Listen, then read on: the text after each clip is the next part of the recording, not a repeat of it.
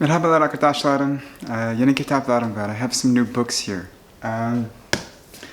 So I just went book shopping the other day and I got maybe like 12 books, something like this, and they're pretty good, to be honest. This is a pretty good haul. So the first one is Bookshop of the World, Making and Trading Books in the Dutch Golden Age. I thought this was like an interesting little history of books, and since I love books, like why not read a history of books? I know nothing about the Dutch and their relationship to books, but I'm going to assume they popularized them or something, but I'm excited to read this.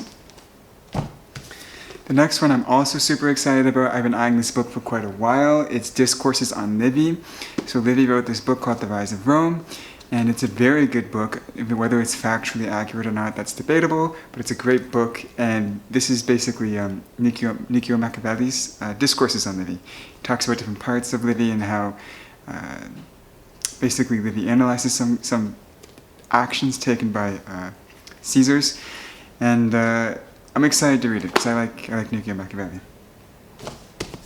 The next one is going to be related to this. I'm basically amalgamating this massive stack of Israeli history books, like so I can study like Israel, modern Israel, but also like Israel-Palestine issue, even some modern Palestine books.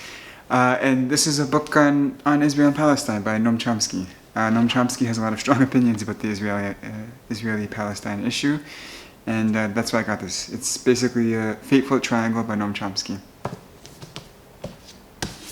The Ottoman Endgame. I'm also collecting books on Ottoman history and Roman history, and so this is one of the books I saw in the bookstore, and I was like, well, couldn't hurt to get another book on Ottoman history. Yeah, I have no clue what this book is about, but yeah, I got it.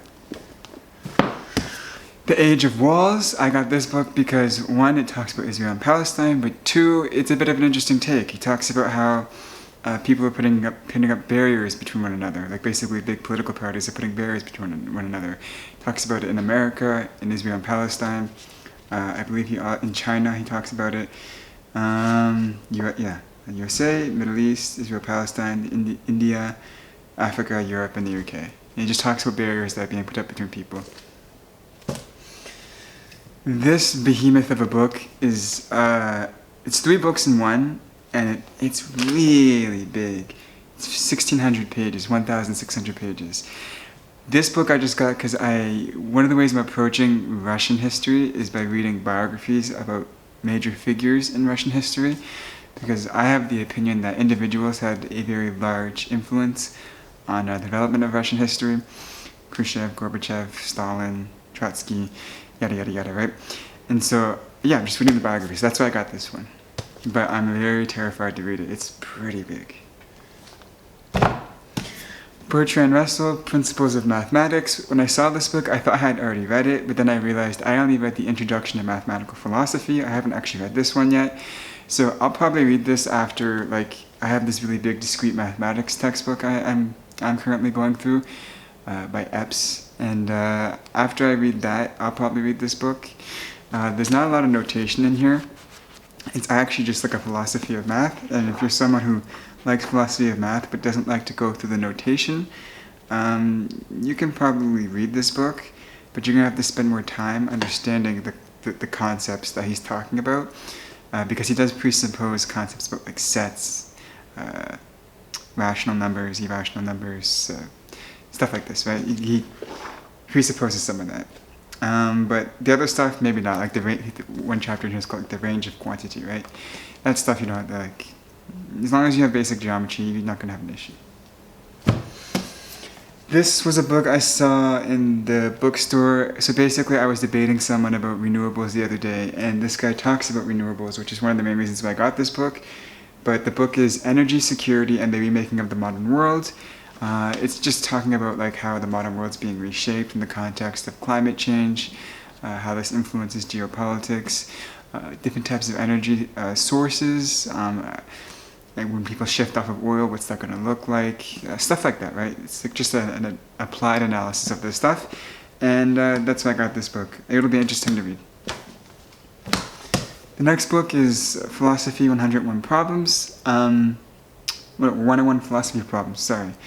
I got this book because it'd be a good reference book. I am going to write my second book. I wrote my first book called Knowing Nothing, which is about like epistemic justification and how we can't have it and like everything's uncertain. Second book, yada yada yada. Third book, I'm going to write about philosophy problems applied to modern society, and this would be a good reference book for me. But if you're someone who's already studied a lot of philosophy and you're not gonna need a reference book, I wouldn't recommend this. But it's got a good overview of the basic problems in philosophy. Gideon Spies, The Secret History of Mossad. So Mossad is just like the intelligence agency for Israel, and I figured it might be good to know something about this if I'm going to study Israel,